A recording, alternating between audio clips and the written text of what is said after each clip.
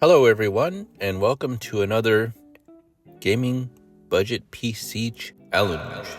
So this time around I was thinking of what to do in the challenge, and I noticed that I store most of my motherboards in cardboard boxes. And I thought, what if you could just use the box as a case? For about 2 minutes I thought I was a genius, but it turns out that this has been done 1,000 times before.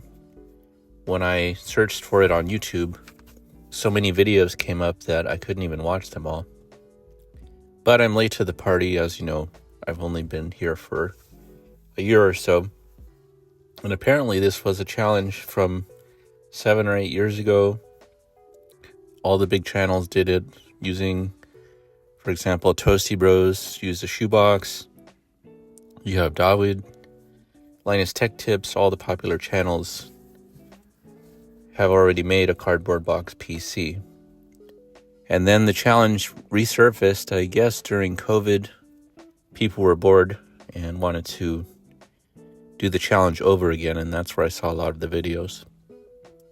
But since I've never done it, I wanted to put a new challenge out there for 2024 and put the PC inside the cardboard box. What's the challenge? The challenge is to see who can make the best cardboard box PC using a few ground rules. Number 1, the box must close. Saw a lot of builds where the box was just open, and that kind of defeats the purpose of it. It has to be a build, the box has to close and look like a box. Number 2, the power supply has to be inside the box, which makes it harder. It would be easy just to plug in the power supply outside and call that a build. 3, the power button must be external. So you wouldn't use a screwdriver or something to turn it on, which I saw a lot of people doing. You have to make it a PC. So you have to find a way using a remote switch or something like that to have the power switch be able to be pushed on. And the final rule is that your parts must be secure in the case. So what that means is, if you turn the box upside down, nothing falls out. So you don't want things dangling. Make sure they're secure, duct tape, zip ties, however you want to do it. Make it an actual PC, meaning that you could give it to somebody else and they could push the power button, plug in all the peripherals, and use it like an actual computer. Now, how do we compare these? We're going to have categories where you will score points by our panel of judges who I don't know who they are yet, probably just each other.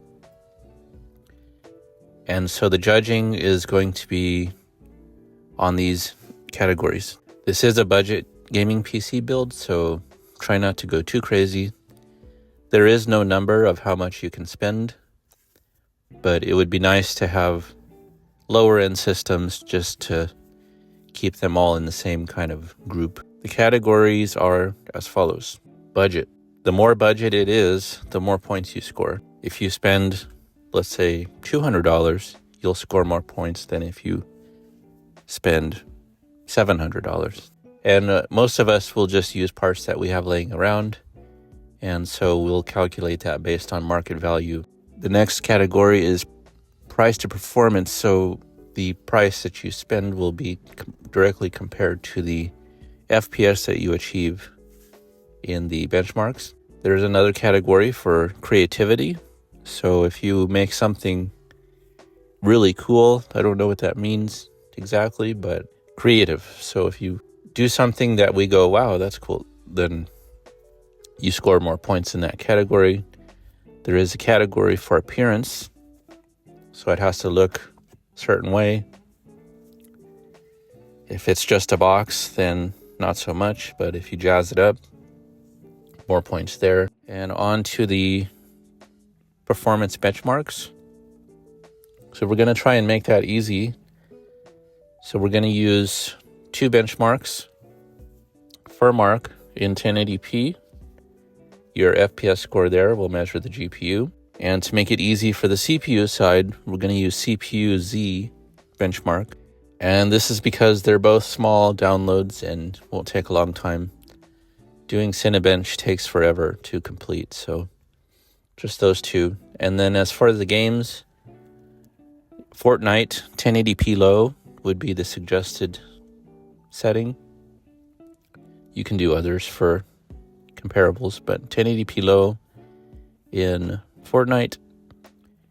Counter-Strike 2, pretty sure everybody uses the same settings, not sure, just 1080p something. Record the FPS on that, and that's a free game, so it should be simple to test. And also Apex Legends, I'm not sure what setting compares, 1080p something. So yeah, see what we can put together. So we'll have some fun. Duct tape and zip ties are ready to go.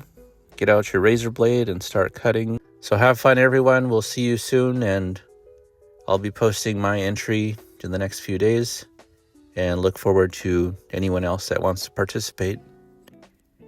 We'll see you soon.